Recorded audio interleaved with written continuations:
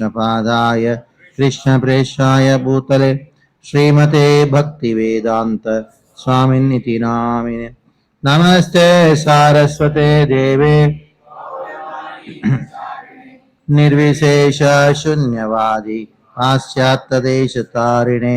नमो विष्णुपादाय कृष्णप्रेष्ठाय भूतले श्रीमते भक्तिसिद्धान्त सरस्वती निति नामिने। श्रीवार्षभानवे देवी दयिताय कृपाब्धये कृष्णसम्बन्धविज्ञान दायिने प्रभवे नमः। माधुर्योज्ज्वल प्रेमाढ्य श्रीरूपानुगभक्तिद श्रीगौरा करुणाशक्ति विग्रहाय नमोस्तुते। नमस्ते गौरवाणी श्रीमूर्तये दीनतारिणे रूपानुगाविरुद्धाप सिद्धान्तद्वान्तहारिणे। नमो गौरकिशोराय साक्षाद्वैराग्यमूर्तये विप्रलम्बारसाम्बोधे पादाम्बुजायते नमः। नमो भक्तिविनोदाय सच्चिदानन्दनामिने गौरशक्तिस्वरूपाय रूपानुगावरायते। गौराविर्भावभूमेस्त्वं निर्देष्टा सज्जनप्रियः वैष्णवः सार्वभौम श्री जगन्नाथाय ते नमः। वाञ्छाकल्पतरुभ्यश्च कृपासिन्धुभ्य एव च पतितानां पावनेभ्यो वैष्णवेभ्यो नमो नमः। नमो महावदन्याय कृष्णप्रेमप्रदायते कृष्णचैतन्य नाम्ने गौरत्विषै नमः। पञ्चतत्त्वात्मकं कृष्णं भक्तरूपस्वरूपकं भक्तावतारं भक्ताख्यं नमामि भक्तशक्तिकं। हे कृष्णा करुणा सिन्धौ दीनबन्धौ जगत्पते गोपेश गोपिकान्त राधाकान्त नमोऽस्तुते। जयतां सुरतोर्पङ्गुर्मामन्दमदेर्गति मत्सर्वस्वापदाम्भोजौ राधामदनमोहनो दिव्यद्वृन्दारण्यकल्पद्रुमादः श्रीमद्रत्नागारसिंहासनस्थौ श्रीमद्राधा श्रीलगोविन्ददेवौ प्रष्ट्रालिभिः सेव्यमानो स्मरामि। श्रीमान् रासरसारम्भे वंशीवटतटस्थितः कर्षं वेणुस्वनैर्गोपीनाथः श्रीस्तुनः। तप्तकाञ्चन गौराङ्गी राधे वृन्दावनेश्वरी वृषभानुसुते देवी प्रणमामि हरिप्रिये। जय श्री कृष्ण चैतन्य प्रभु नित्यानंद श्री अद्वैता गदाधर श्रीवासादि गौरभक्तवृंद। हरे Krishna Krishna Krishna Hare Hare Hare Ram Ram Ram Hare Hare. Hare Krishna. So I'm very happy to be here, and I was not knowing that such a wonderful place is here. This is like more than a temple here. So it was not known actually. I thought there's only few temples, Attapur, Secunderabad, and a bits. So a temple here. Nice. So every Sunday you have a program here. There's a time you have. So you have classes in English, English class. So Hyderabad has become more cosmopolitan. So though allowed to speak in Telugu, but still I'll speak in English only because we have a cosmopolitan crowd here. How many of you understand Telugu? Okay, 50%. But still, you should bear with my English. So actually, I have not prepared what to speak here, but still I'll speak something. And since this started just 6 months back, and you must be having a lot of questions in your mind, we'll have a lot of time for question answer sessions. Then in scriptures, there's something called Bhakti. Because Bhakti is our process. Though you have many other processes mentioned in the scriptures, that is Jnana, there is Karma, and there is Yoga. But all the scriptures, they say devotion, Bhakti is the only process by which we can attain perfection of life. Not only it is the only process, but it is the most simplest process. And not only is very simple, it is the most natural process. Because to accept God, superiority of God, and to feel that you are a servant of God, you're dependent on Him, is very natural. Uh, like once one person in sitting in the airport, he picked up an argument, not an argument, discussion with me, and he came to me and then told, "Do you know who I am?" I told, "I don't know." How can I know? I'm not. I told, "I'm not Sarvagya. I'm not Paramatma. I'm not God to know everything." Then he told, "I'm an atheist. I want to introduce myself, atheist." Okay, I told, "Very good. So, what do you mean by atheist?" "I don't believe in God." So, okay, he told, "You don't believe in God." That's fine. You may believe in God or may not believe in God, but that doesn't mean God doesn't exist. Isn't it? Just because God's existence is not dependent on somebody's belief, neither is dependent on somebody's disbelief. Isn't it? Then he said, "Oh God." Then he told, "Oh God." Then I told, it is very natural to accept God.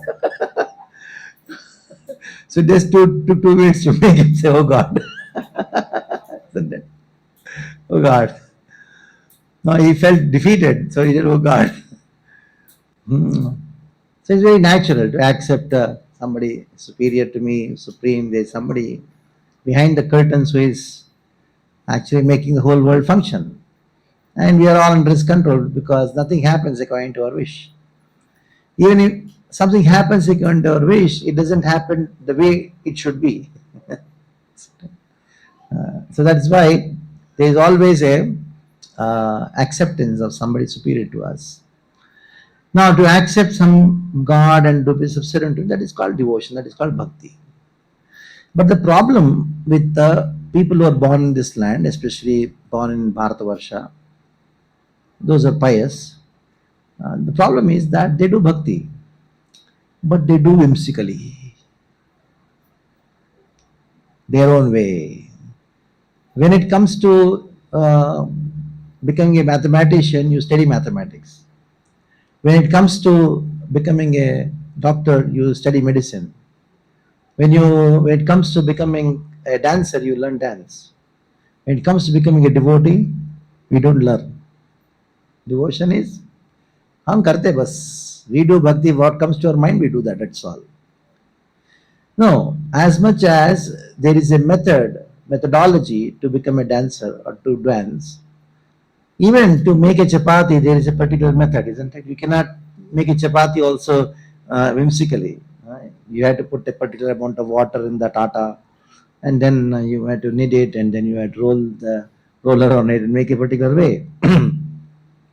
You cannot just make chapati also, cook also. You cannot cook whimsically. Hmm? You cannot take the lady's finger and then say, yesterday I boiled potatoes, today I'm going to boil lady's finger and serve all of you. It doesn't work like that. Okay? You cannot be whimsical. Even simple things cannot be whimsical. In the same way, bhakti cannot be whimsical. There is a method for it.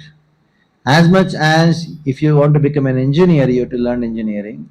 As much as to become a doctor, you learn to learn medicine. The same way to become a devotee, you should learn devotion. As much as there are books for engineering or mathematics or accountancy, in the same way there are also books which talk about bhakti. So if you don't study medicine and then try to become a doctor, you will actually kill people. Sometimes. In the same way, if you don't study the books about devotion and then try to do devotion, you will kill yourself. And you will be thinking that I'm doing devotion, I'm spiritual. Because the spirituality or devotion should be based on scriptures. The books which talk about devotion, they are called scriptures.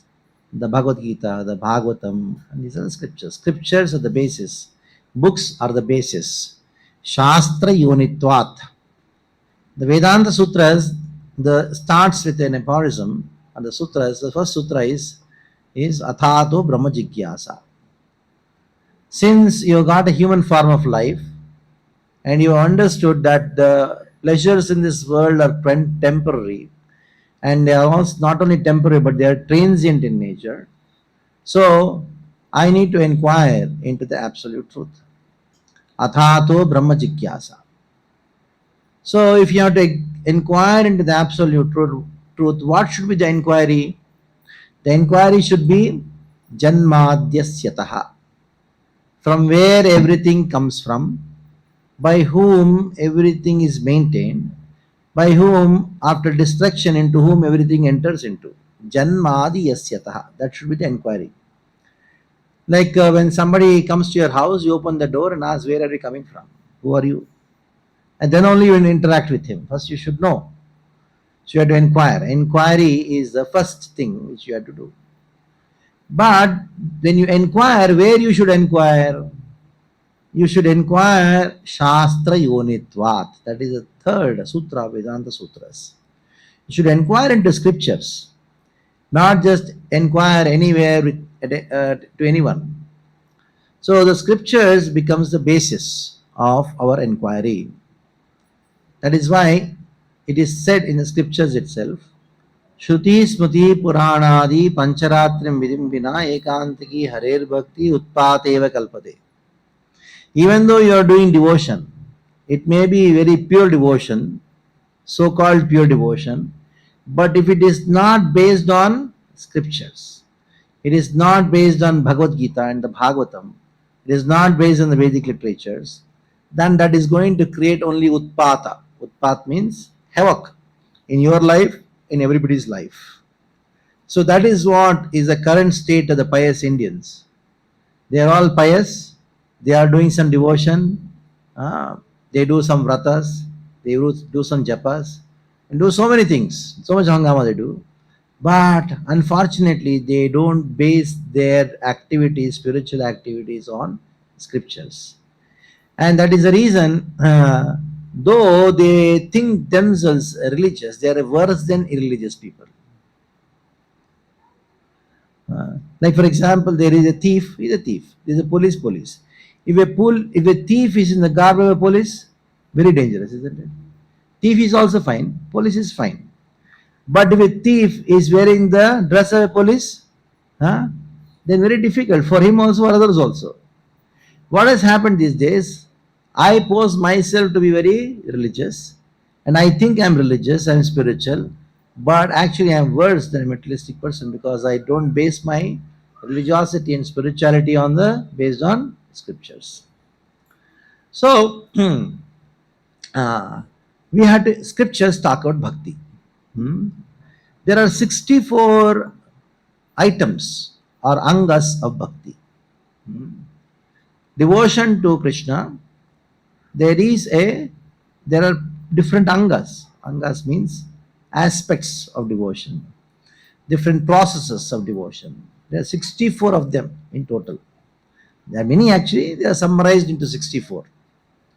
So out of that 64, the first one is what? Ado Guru Padashraya.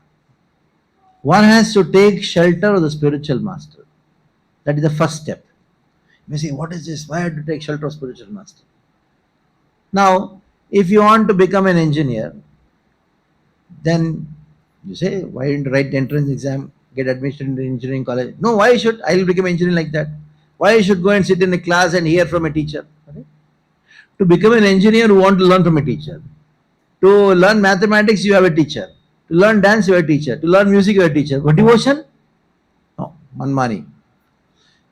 Krishna says, man mana bhav mad bhakto. But what we have done? Man mani mad bhakta. That man mana has become man mani.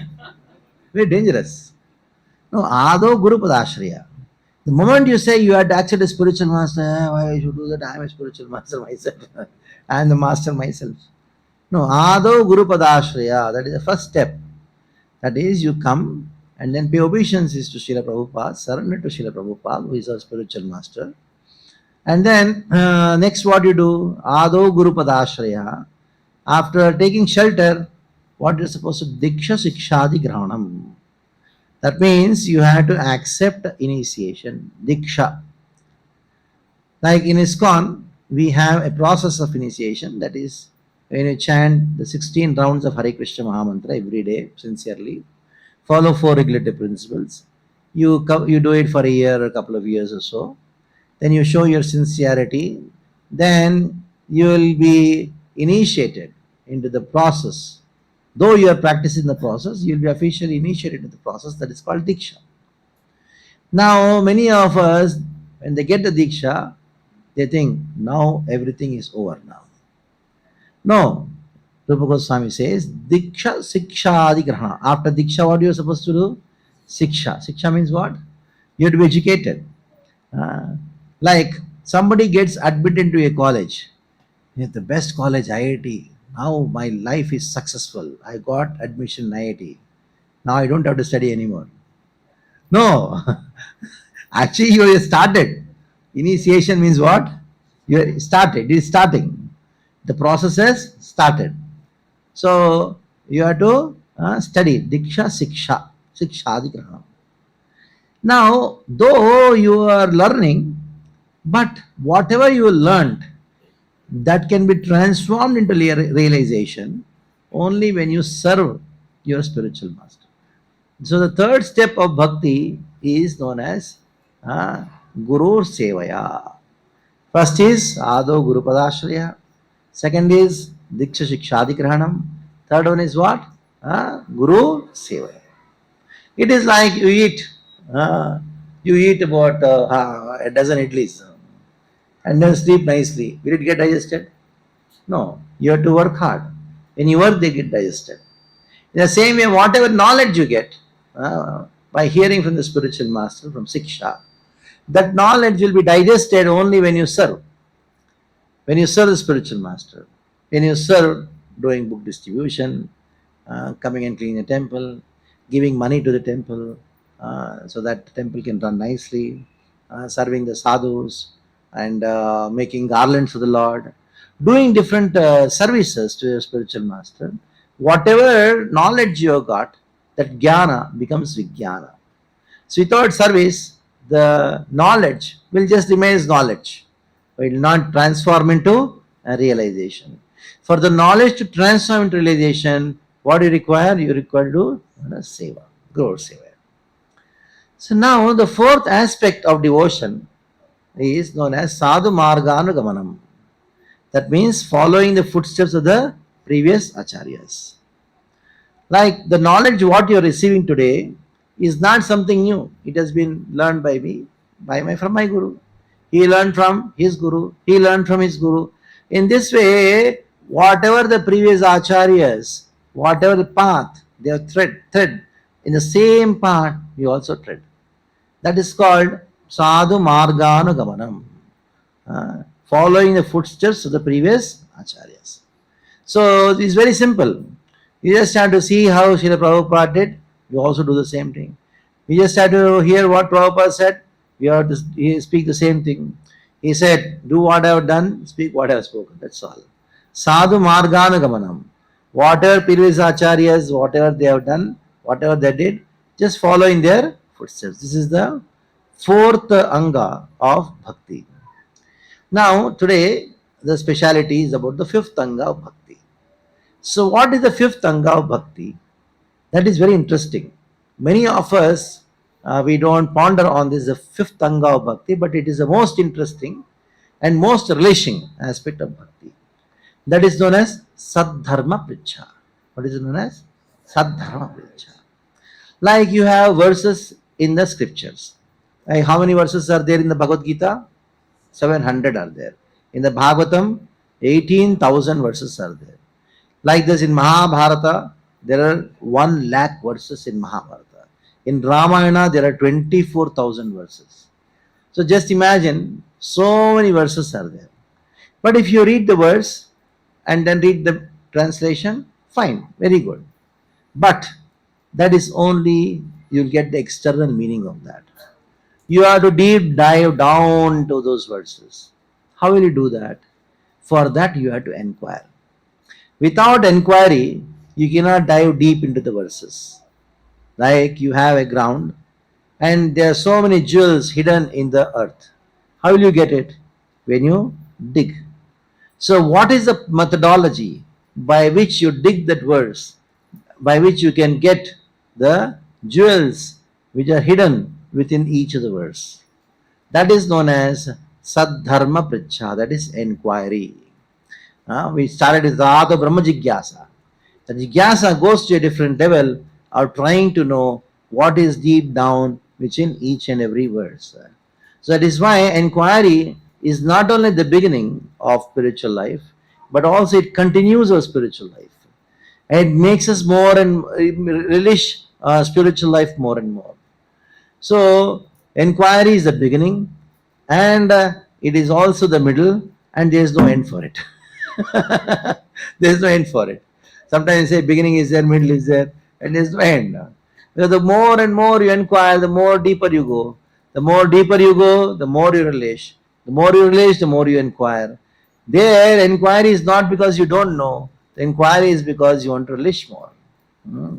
Like Parikshit Maharaj, he in the 10th canto of Bhagavatam, when Krishna, Sukadeva Goswami, spoke about Krishna killing Aghasura. You know the story of Aghasura. There was a big demon who came in the form of a snake, a python rather, huge. He had opened the mouth, and all the cowherd boys, they thought, hey, what is this big thing? The tongue was coming out, and few Gwalbals, the cowherd boys, told others, his friends, I think it's like a very good, nice highway. Let us walk on it. Hey, one boy told, no, no, no, no, big snake, just see something is going to happen, very dangerous. Other boy, don't worry, Krishna is there now. Let's go. Let's see what. So they all walked into that huge cave kind of mouth. And all of a sudden, Krishna found the coward boys are not around. So he saw from far this Aghasura was there, you had kept the mouth big open. And Krishna entered Aghasura's mouth. As soon as Krishna entered Aghasura, he closed his mouth. Then Krishna, he expanded his body to such a big extent that Aghasura could not breathe and he had to leave the body. And Krishna saved all the cowherd boys. And because of this whole thing, it became very late for them to take lunch. So they were on the bank of River Yamuna, nice place sitting, and then they are having their lunch. So now, Parikshit Maharaj, he inquired from Sukadeva Goswami. What was the inquiry? The cowherd boys used to go every day in the evening and tell their parents what Krishna did the whole day. Whole day they were participating in Krishna Katha, in Krishna Leela, and in the evening and night they were participating in Krishna Katha. They were speaking, telling their parents. So today Aghasura was killed, but Parikshit Maharaj asked that the killing of Aghasura happened 1 year back, but the cowherd boys told the story a year later then they told as if it happened the same day. Just see. The pastime happened in the Kaumar Avastha, Krishna when he was 5-year-old. And then they told the pastime in the 6th year, telling that this happened the same day. Then when Sukadeva Goswami heard this question, he fainted. Because in his mind there was a spurti. He had the vision of a pastime of Brahma Vimohana Leela. Brahma stealing all the cowherd boys and the calves. That pastime he remembered, and Sukadeva Goswami fainted. There Parikshit Maharaj and all those hearing the pastimes from Sukadeva Goswami, they became very afraid. And they start doing kirtan. When they did the kirtan, what happened? Sukadeva Goswami came back to consciousness. And then told Parikshit Maharaj, Parikshit, you are Dvaya Bhagavatottama. You are the greatest of all the Bhagavatas, Bhagavatottama, greatest of all the devotees. Why? Because in Nutana Seishasya Kshunvanna Pikatamuhu. Even though you have heard Krishna's pastimes, again and again, many times you have heard in your childhood. It's not very new for you. But still you are finding newness in it. You are able to see, you are able to relish the pastimes of Krishna as if you are hearing it for the first time. That means you are able to see that the pastimes of Krishna are ever fresh, they are ever new. As much as Krishna is always new, Nava Yavanamcha. Hmm. He is Krishna is who? He is Vrindavane Aprakrita Navina Madana. Every time you will find Krishna new, and Krishna's pastimes also new. And that is why you are Bhagavatottama. You are the topmost of all the devotees because you are able to relate Krishna's pastime. Even though you know the pastime, you are asking me, inquiring from me, not because you don't know, because you want to relish. So initially when you inquire to know. And later on you inquire not to know but to. That is the nature of Krishna's pastimes. Like you must have experienced that when there is a drama on Ramayana, and now the last scene, that Ravana is there with the 10 heads. The boy is having this 10 head, this thing on his head. Of course, sometimes it becomes straighter like this also, and he's trying to adjust it. And now this Lord Ram is there, and he has a bow in his hand and takes the arrow, but there's no string, or the string has gone somewhere. All these things happen, isn't it? And now, in spite of all these things, everybody's watching. What's going to happen now? Everybody know. Everybody knows that the Ravana is going to be killed. He's going to fall down. He's going to. But still, what's going to happen? That's called newness. The same pastime, right? Because that is the nature of pastimes of Krishna, that it creates the same excitement, the newness, when you inquire about it. So the inquiry Sadharma Pricha is a very important aspect of our devotion. Not only for those who are beginners, those who are also very advanced in Krishna consciousness, like Parikshit Maharaj, also inquire. So inquiry, Sadharma Pricha, becomes an integral aspect of one's advancement in spiritual life. That actually brings life to Shravana, brings life to Kirtan. Otherwise, Shravan and Kirtan becomes monotonous and becomes a ritual if there is no Sadharma Pricha. So that is why we need to inculcate the quality of Sadharma Pricha, that is to inquire more and more so that we can go deeper and deeper on those things which you already know. Like for example, you have a simple verse called Dharma Kshetra Kurukshetra. Particularly in India, they know these words quite. But when you inquire, you go deeper into the verse. So when you inquire and go deeper, you relish. When you relish, you inquire more and go deeper into the verse. The more deeper you go in the ocean of bhakti, the more you can just swim around very peacefully, isn't it? And bhakti rasamrita sindhu. Like you go deep in the ocean, you can nicely go around, no problem. But if you are on the periphery, then there are a lot of waves which take up and down, you'll be very much disturbed. And kala, jala, biya, you will be very much afraid that you will be caught with the fisherman's net. If you are a fish on the top of the ocean, rather on the surface of the ocean. Uh, but if you are a fish who goes like a big shark, goes down and peacefully going on, no problem at all. So you have to deep dive into the ocean of bhakti, and if by which you can relish that bhakti.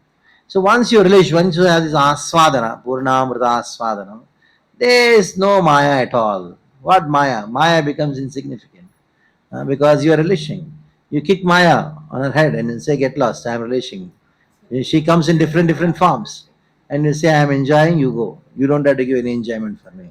Anyway, I know behind your so-called enjoyment, there is a ghastly feature of yours. Behind every enjoyment, there is a ghastly feature of yours. That's what happens when a young boy falls in love with a young girl and says, "I cannot live without you. I love you." He goes on, and then she says, "Okay, let's get married." And then after that, he realizes She is not as beautiful as yours. Her gross body is very beautiful, but the subtle body, there's a god, there's a witch behind. And he says, "Oh, I had the greatest mistake in my life." Ah. So Maya is like that. It's very nice from outside, very beautiful from outside, but inside there is very horrible. Hmm. Very, very horrible. Sometimes people come and tell me, "Prabhuji, please read my horoscope." I told, "You don't have. I don't have to read. It is a horoscope. Horror. Maya is a horror movie. It's enough now. It's a horror movie. It's nice to see horror movies, but if that happens to you, then it's very dangerous. It's very horrible. So, if you are relishing Krishna consciousness, if you are relishing Bhagavad Gita, if you are relishing Bhagavatam, if you are relishing serving Krishna, if you are relishing chanting, if you are relishing to inquire and hear more, if you have developed the greed to hear about Krishna and chant more, then Maya has cannot touch you, just cannot touch you. It pays obeisances to you and say, "Okay, I'm tired of you now." Otherwise, you'll be tired of Maya. So, Sat Dharma Pricha is the subject matter today. Let's have practicals. I've spoken so much. You're supposed to speak, right? You're supposed to ask. Hand is going on.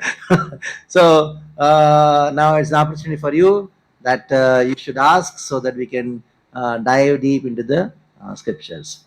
Hare Krishna. So we have question answers for you all. Hare Krishna, Prabhuji. Thank you, Maharaj. Thank you for a wonderful class. So my question is that this group is a rather new group here. We assemble like many of us came together 6 months before, and you wonderfully talk about relishing the bhakti.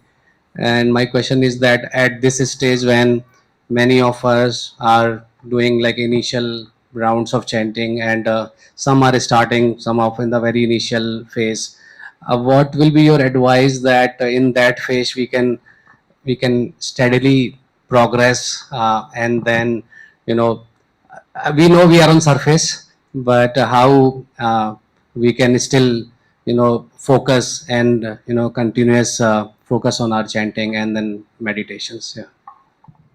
So first thing first. For example, you have a, a candy sugar or good jaggery.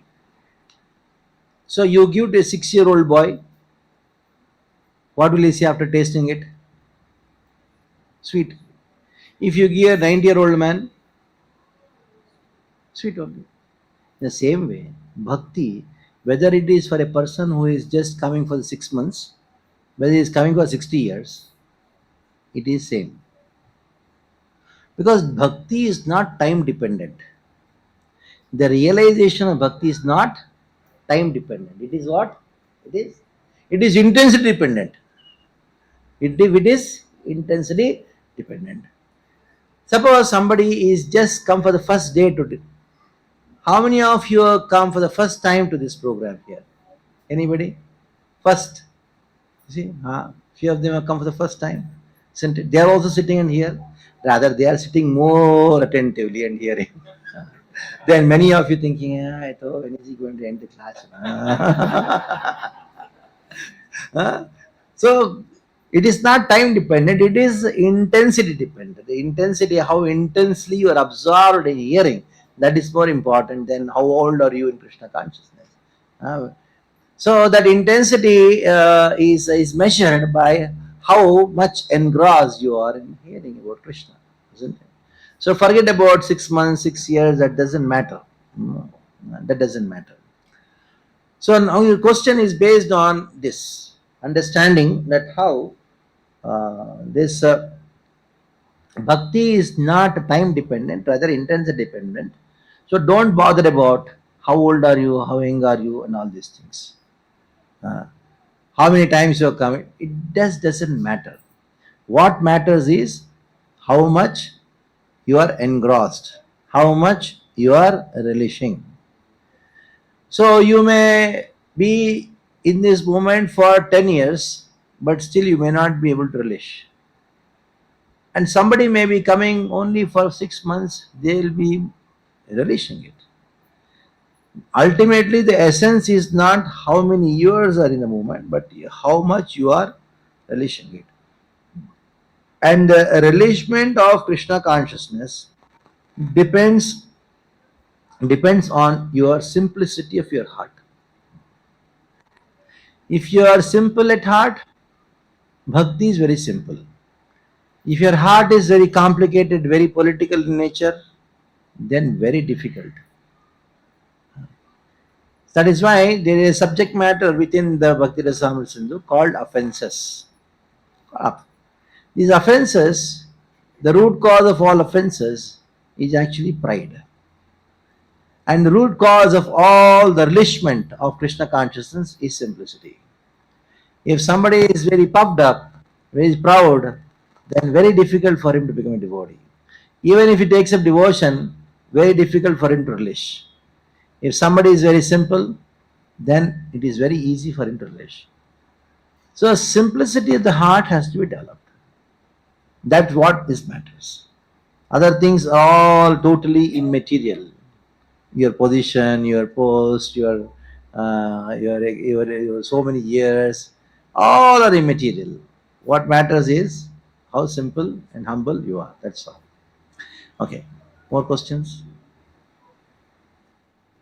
Uh, Thank you, Maharaj, for the wonderful lecture. So I think you have briefed very wonderfully how we should approach Guru and not be whimsical, and how to take it forward. Release Krishna. I just had a couple of questions. So one thing is that I mean we are more exposed, in the outside world. We are working. We come out, meeting atheists and everything. So it's more than devotees. So how to prioritize bhakti or Krishna over other things, and even overcome this whimsical mind which is pulling always towards Maya.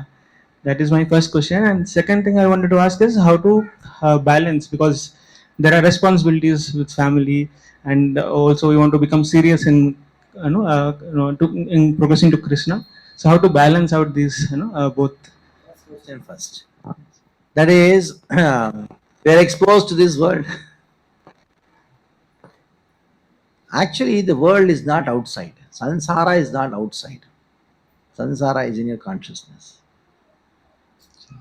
It is inside, in our consciousness. Srila Prabhupada also went to this world, Western world, but he could change the world. He was not changed by the world. Why? Because he was Krishna conscious. So you don't have to be worried about the outside world, because outside world has no influence over you. You should be worried about the world inside you, sansara in you. It is your attachment that is the problem. So how do you save yourself from the world? By actually working on your consciousness. If you see the world in a perspective, from the perspective of the scriptures, Shastra Chakshu, then the world is spiritual. If you see the world from the material point of view, from mental speculation point of view, that is material. So what needs to be changed is not the world, it is to be your vision towards the world. How will you change your vision towards the world? By studying the scriptures. When you study the scriptures, you become Shastra Chakshu. That means you wear the specs of scriptures and see everything from the perspective of scriptures. It changes your attitude towards the world. That is why Srila Prabhupada said, attitudes is everything in Krishna consciousness. If you have a proper perspective and proper attitude, the world is Vaikuntha. If you don't have proper perspective, even temple, if you come, then also it will become material. So that is why we have to study the scriptures very nicely. When you study the scriptures, then your vision towards the world changes. So you work on your consciousness by chanting Hare Krishna Mahamantra very nicely. Number two, by studying the scriptures very nicely. If you are able to do these two things very nicely, at least for that day, Even though you are in the most horrible circumstances in this material world, still you will not be affected by it. Rather, they will be affected by your power and sadhana. Hmm? They will be affected. So, for that, what attitude you should have after studying scriptures and chanting nicely when you go there? You should always think, I am going to do the job in the company or business and dealing with all these people, not to just earn some money. I am going there as a commando. The commando, the army, normal army, they fight with the enemy. Enemies are there, you fight like that. Isn't it? But what the commando does, the commando training is given so much that the helicopters and the airplanes, they go and drop in the enemy territory. The parachutes, they go and they're alone, surrounded by enemies. Hmm. By they being dropped there, they don't become the citizen of the country because they know that I'm surrounded by enemies. So they become extra careful.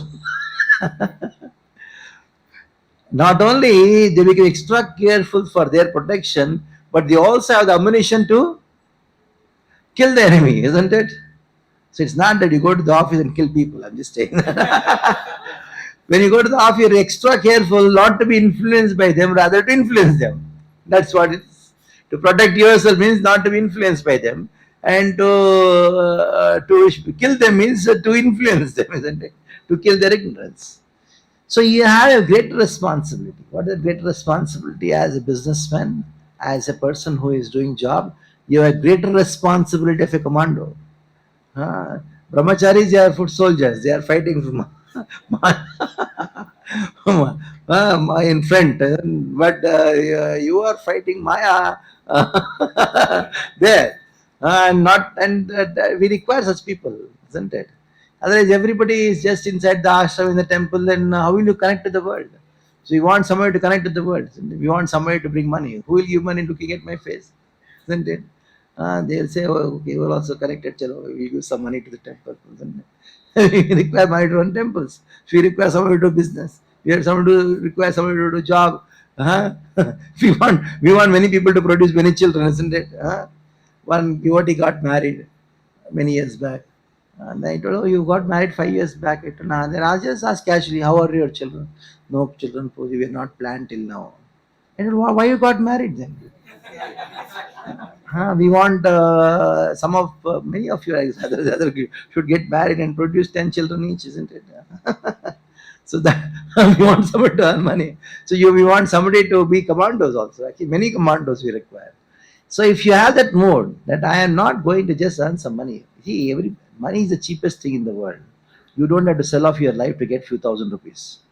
Isn't it? I'll give you that. Don't worry about that.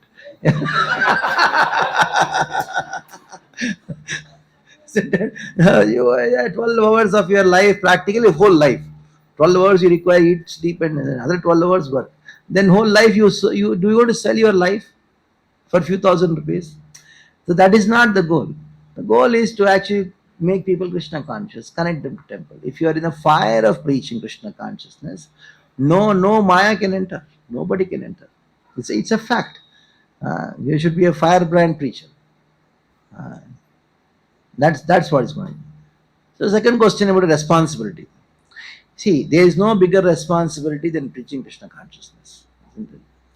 Taking care of your wife, children, parents, and all these things are going to happen.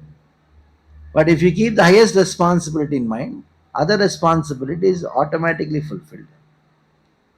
That is what Krishna says in the Bhagavad Gita. Chaitanya Charitamrita. Shraddha Shabda Vishwas Kare. Sudruda Nishchay. Krishna Bhakti Valane. Sarva Karma Krita. See, you tell me one person in this world who has accomplished all his responsibilities perfectly. Ask one wife in this world who would say that I have a husband who has fulfilled all his responsibilities. No. Anyway, it cannot be fulfilled. It is impossible. So you do what are possible. When something is impossible, what will you do?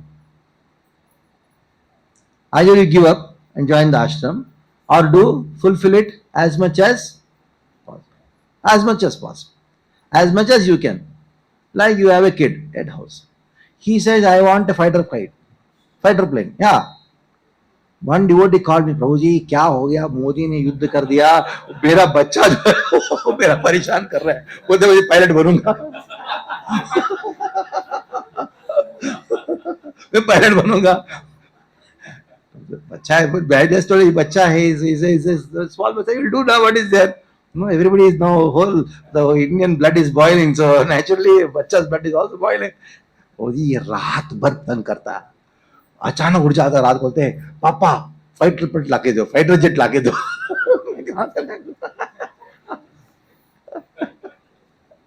Isn't it? So now if he thinks, that father thinks, my responsibility to get a fighter plane for the kid, he'll go mad. So if you want to execute your responsibility perfectly, you will be in Pagal Khana. Do what? This is what I can do. लेना है तो लो, नहीं तो चुप रहो, मैं तो जा रहा हूं. What will the wife say? ठीक है जी. Isn't it? So there's always a limit. You're not God, isn't it? Just they demand and you just go on supplying it, isn't it? You also should know that, they also should know that. And they will not know until unless you what? Dhamki. Huh? For to give the donkey, you should be detached, isn't it? Huh? Isn't it? So the first qualification to get married is to be detached. Yeah. If you're attached, don't get married. Otherwise, you will suffer like anything. Because when you're attached, you want to fulfill their desires, not their needs. Then it cannot, it is impossible. Then what will you do? You will go mad. Isn't it? So that is called responsibility. The first responsibility is to have an attachment, to develop an attachment for Krishna. You cannot just say, okay, my responsibility to have attachment for Krishna. It doesn't come like that. But at least you should have an attachment to have a strong desire to develop attachment for Krishna. And that gives you the strength of detachment even though you don't have it. Okay, that's called responsibility. Okay, more questions? Yeah, yes, Madhuri. Hare Krishna Maharaj Dandattana. Maharaj, thank you for the wonderful lecture. I would like to ask ki, when we are in the initial stage of bhakti, like when we have started chanting or when we have started doing the whole process of doing the bhakti, then we are enthusiastic, just like you told that first time people are very enthusiastic, but gradually when we like progress, I don't know what to say, but progress, but that consistency, that enthusiasm, it's missing. I feel it personally also, that I used to prepare bhoga with so much love and devotion and all those things, but now sometimes it's like a monotonous process, like gradually I'm doing my routine, I'm doing that also. So I want to know ki what to keep on, what to do to keep on this enthusiasm or consistency, everything like that. You know what is the problem? Because you become a senior devotee. So, never ever become a senior devotee. No, I'm 3 years. I'm now 4 years. Very senior now. That's the problem. So when you said, you self-contradicted yours, says, earlier I was enthusiastic, then as I progressed. When you said the word progress, you had a doubt, should I use this word or not? Isn't it? Huh? So you knew that I'm not progressing, rather I'm digressing. So the actual word was, you started thinking, or we start thinking that I am now very advanced. That got the pride. And that pride goes because of fall. So now the answer to your question is rather my whole lecture. That is the answer to your question. The answer is Sadharma Pracharak. As I told Pricha, inquiry, is not only beginning, but also it sustains and maintains and is a cause of our progress. So, for example, have you ever thought how many verses are there in the Bhagavad Gita? How many you knew? So there's so much to do, so much to learn. So when you forget that there's so much to learn, then what do you think?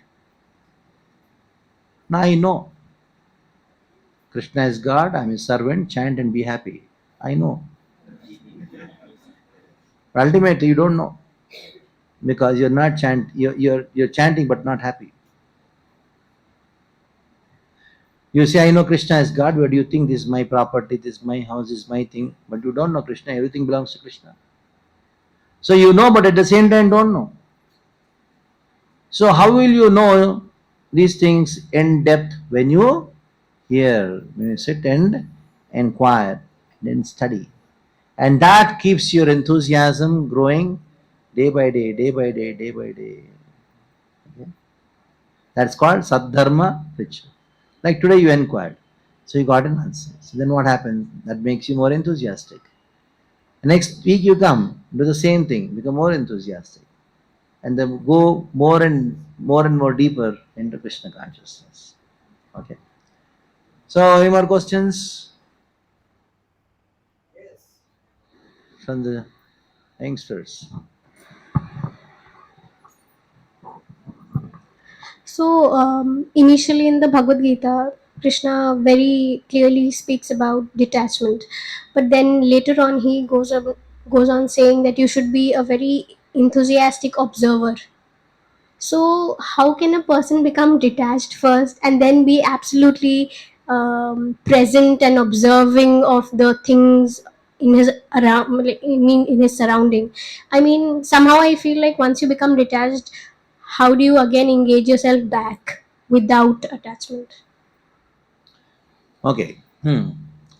You spoke something interesting, though you may not be knowing the background verses to it. So this is where, in the second chapter of the Bhagavad Gita, Krishna spoke. Krishna spoke to Arjuna first, Karmanyevadhikaraste ma phaleshu kadachana. Then he said that, Arjuna, you do your prescribed duty of fighting and then in a detached way. And then Krishna told Arjuna, what did he say?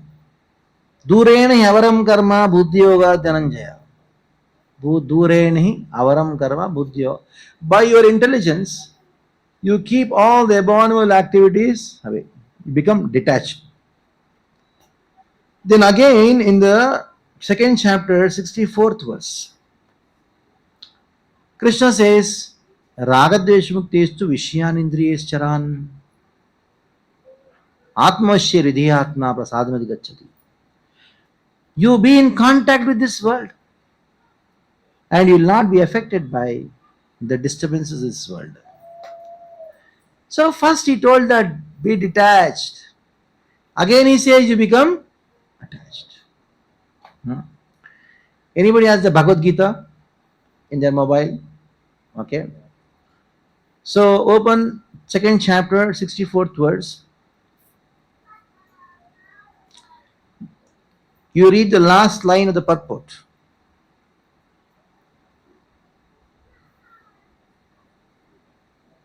Read.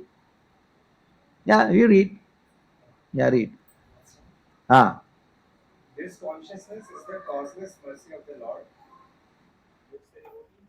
which the devotee can achieve in spite of his being attached to the sensual platform. The last line. Read it again. This consciousness is the causeless mercy of the Lord, which the devotee can achieve in spite of his being attached to the sensual platform. Can you give explanation to it? How many times you read Bhagavad Gita? Have you ever thought about this line? Second chapter, 64th verse, last line. So that is what Krishna tells Arjuna. Arjuna, you go and fight. Fighting means being involved in this world. But at the same time, you are detached. Because your detachment is raga dvesha vimuktaistu. Raga and dvesha. Raga means what? Huh? Attraction. Dvesha means what? Repulsion. Dvesha. So the problem is not this world. So I told the problem is not this world. The problem is my attraction to this world, my hatred to this world.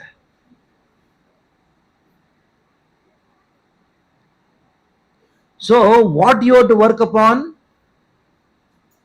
My ignorance. My ignorance has got two faces to it. One is what? Attraction. Other is what? Repulsion.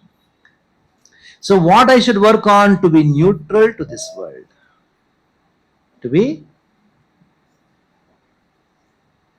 like one person. He came and told me, he's a donor to our temple. He came and told me, प्रभु जी मैं ना आज संन्यास ले लिया है. I told, what happened?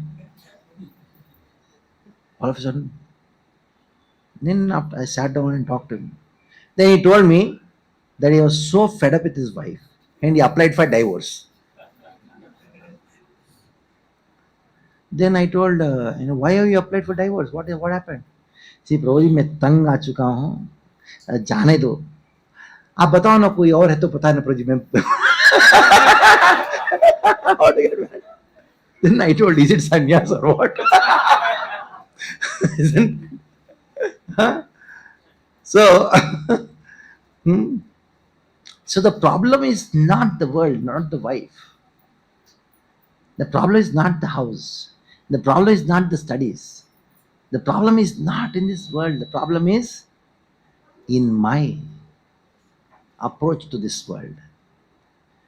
So that is what Krishna told Arjuna. You deal with this world, but giving up what? Raga and Dvesha. Raga Dvesha Muktestu Vishayan Indriyes Charan. Indriya means what? Senses. Vishaya means sense object. Charan means being in touch.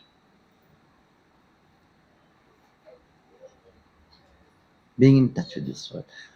So, the world is not Maya. The world is not Mithya. Where is that Maya? It is in our consciousness. So the Mayavadis, they say this world is Maya, this world is Mithya, Brahma Satyam Jagat Mithya. But we know that this world is Krishna's energy. The ability to fight, it is Krishna's energy. The ability to paint is what? Krishna's energy. The ability to earn money is the ability to cook is, and in all these cases you have to deal with this world, isn't it? But with the understanding that everything is belonging to Krishna, and that's called Vaishnava. Suppose somebody is very expert in doing business. If you go and say, hey, sab Maya hai. No, you are in Maya. No. He has an ability to do business. Hey, we want to build 100 temples in Hyderabad. Isn't it? Huh? Isn't it? Somebody has some intelligence, some assets, some everything, some family. It all belongs to whom? Krishna. So that should be the understanding. So that is why Krishna, in beginning, what did he say? Be detached. And then he said, what? Be attached. So our devotion is like a detached attachment. We are detached because neither we are raga nor dvesha. At the same time, we behave as if we are the most attached people in this world. Isn't it? Huh? I was working in merchant navy, and at that time, I was earning. At that time, it was $2,000, big money at that time, to 1995, 96 at that time. So, now I thought, what is captive money? It's all nonsense. Krishna, Krishna conscious. So I gave up that money and I joined. 97 joined. Till that time, I was not thinking about money so much. But after joining ISKCON, anybody I see how much you can give. That's what I think. That is the only thing which comes to my mind, in spite of all the philosophy. But for Krishna. But for Krishna. So, you just cannot be without dealing with this world. Because you are in this world. You have to deal. But you are dealing without raga, dvesha. Raga means attraction and repulsion. Dvesha means repulsion. Neither love nor hatred. Your neutrality. You're being neutral and you're detached and doing the operation. What does the doctor do? He comes, a patient comes, cuts the stomach, does all these things, isn't it? Somebody who doesn't know what is it, who is a doctor and all, what will he think? Hey, what is he doing? Cutting the stomach. But he doesn't know the doctor is cutting the stomach for his benefit. In the same way, sometimes somebody say, oh, how can I be a spiritualist? He's always thinking of money. He's always talking about collect money, collect money. Arre, he's doing not for him. Doing for whom? For Krishna. So our process is detached what? Attachment. Raga dveshmuktestu vishyan indriyescharan atmavashya vidheyatma prasadam adhigacchati. What does Krishna say? That person who is raga dveshmuktestu vishyan indriyescharan atmavashya vidheyatma, such a person would get my prasad. How many of you want Krishna prasad? So for that, what you're supposed to do? Build temple. Yeah, that's the essence of everything. Chalo. First is what? Raga dvesha taste. Should be neutral towards matter, without raga and dvesha. Number two, work for Krishna. Number two is what? Work for Krishna. Work hard for Krishna. When Prabhupada said, when somebody gives me money, I'll take it like this. Not like this. Oh, take, even this 500 rupees only, I'll take. He'll give more at least. When somebody is doing like this, giving 500 is not good enough. At least I'll give 5,000. So, Ragadveshmukta is to Vishyanindriyascharan Atmavashya, keeping your mind in control. Vidheyatma. What is the meaning of Vidheyatma? Very interesting words. Second chapter, 64. That is where Krishna starts talking about Kimasita Vrajeta Kim. How does a devotee walk? How does a devotee conduct his life? How does the devotee conduct his life? In this way, giving a raga and dvesha, and number two, working hard for Krishna. Number three, keeping mind and control, and vidheyatma. What is the meaning of vidheyatma? Yeah, that verse. Very good. One who follows the principles of regulated freedom. What is it? Regulated means what? If you are regulated, do you have freedom? What is this regulated freedom? Very good. There is there is freedom only when there is regulation. Sometimes people say, I don't want to follow any rules. I want to be free. So for you to be free, you have to follow the rules. Like for example, you have a car. You want to freely roam around India. For that, what you're supposed to follow? Traffic rules. If you follow the traffic rules, then you're free to. So Videyatma means to be free by following the rules. What to speak of anything? Are there rules and regulations for eating ice cream or not? How many of you like ice cream?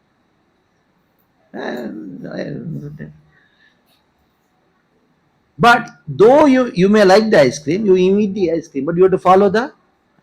You can enjoy the ice cream only when you follow the rules of eating the ice cream. Somebody gives you a scoop, and because you like it, you put the entire the gola in your mouth and start chewing it. Will you suffer the ice cream or enjoy the ice cream? So Vidya Atma means that you conduct your activities in your life in such a way that you don't suffer, but still you conduct. Like the kid who is asking for a fighter jet, fighter jet, fighter jet. Huh? What the father should do? Dad, fighter jet. At that time, small grasshopper comes, he's afraid. He wants fighter jet. And his wife is thinking, oh, we want a 3 BHK, we want a 3 BHK. First sweep that one room what you have. So it is called detachment in attachment. You are there conducting responsibilities, but ज़्यादा बात करेगा मार पड़ेगा ज़्यादा get lost. So that dumb you should have. Then only get married. Otherwise you will suffer your marriage life, isn't it? Then you'll be crying whole life, isn't it? That's how it should be. And that's how our parents were, our grandparents were, isn't it? My grandfather was so strict. If my grandmother would do something here and there, it would become very strong. And these days, that she's going with lipstick like this, and he's carrying all the luggage, and crazy person, and the boy is going like here and there. Is it family life or what? A dog also doesn't live like that. There is no proper family principle, and you say responsibility. So Vidya Atma, this one word explains everything. How to conduct your material life based on the spiritual principles. Conducting material life based on that is called Vidya Atma. And such a person will get prasad. Now, how many of you want prasad? So for that you have to follow this. And what is the meaning of prasad?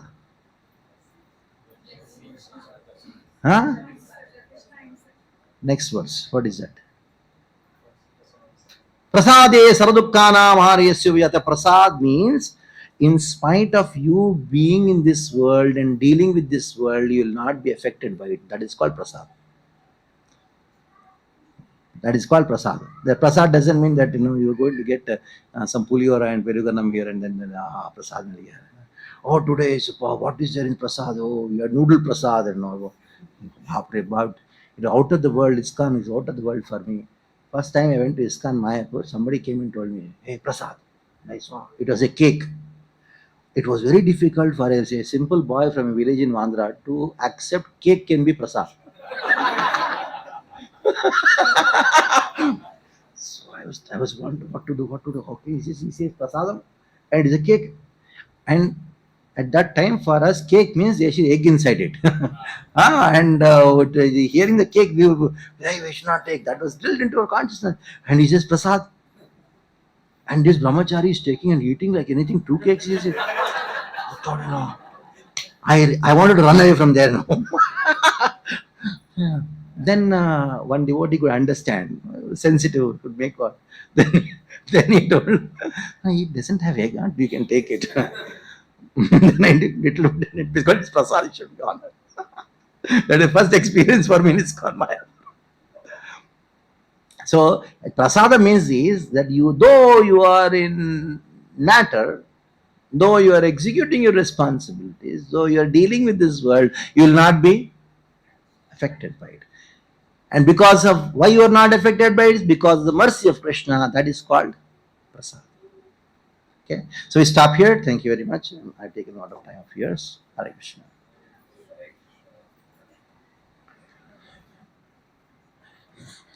Hare Krishna. So please just be seated. So Maharaj told us about relishing. Can you give us how to relish, and he also gave us first-hand experience. It is said, Srimad Bhagavatam Arthanam Aswade Rasikaihi. So, those who are actually relishers, they can actually teach us how to relish. So, when Maharaj was speaking, I hope you all got that glimpse of what does it mean to relish bhakti, to relish Krishna consciousness, to relish Krishna Katha. So when we get such wonderful association, we get that one drop of nectar, and that is sufficient to drown us. So I hope it was very relishable and very educational. Many wonderful things we learned. So please do remember them, recollect them, try to apply in our life. That is the best gift we can offer to a sadhu. Just like Maharaj says, Sadharma Prucha. When we ask and whatever we learn, when we apply, and that is the best reciprocation. So we would like to thank Maharaj. So we will definitely love to do that, practice bhakti very nicely, as Maharaj has told, with determination. And yet we also have another reciprocation, a small gift made by some of our youth devotees for Maharaj by their own hands. They have made this wonderful gift. I request, yeah, you can take photos. Maharaj, this. You can open this. You can keep an open, Maharaj. Keep an open here. So this will open like this. This is the Guru Ashtakam, Srila Prabhupada's. Okay, I think difficult to. This one. So Maharaj is Bhakti Padma. So this is the Padma. And then finally, he is also there inside.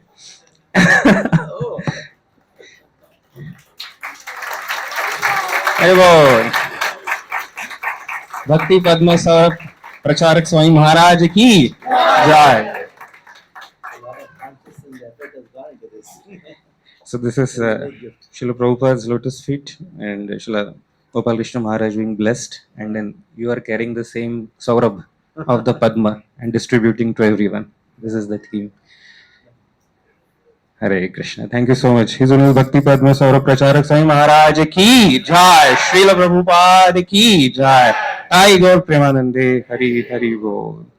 So we request Maharaj to please bless us again and again with his association, time and again, whenever possible. It's so Maharaj, you would like to tell about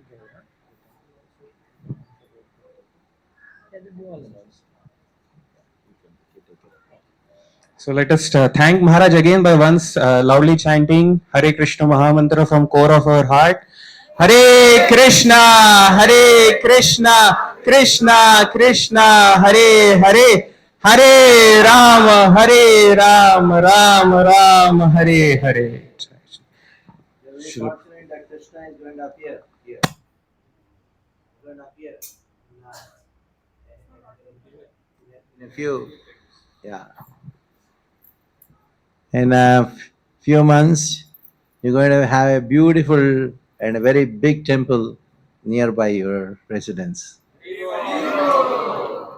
What is that place called? Nalagandla. There's already Padmanabha there.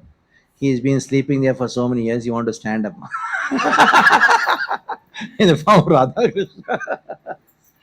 Hare Krishna. Thank you so much, Maharaj. Hare Krishna. So now we can proceed for Prasad because it's already quite late.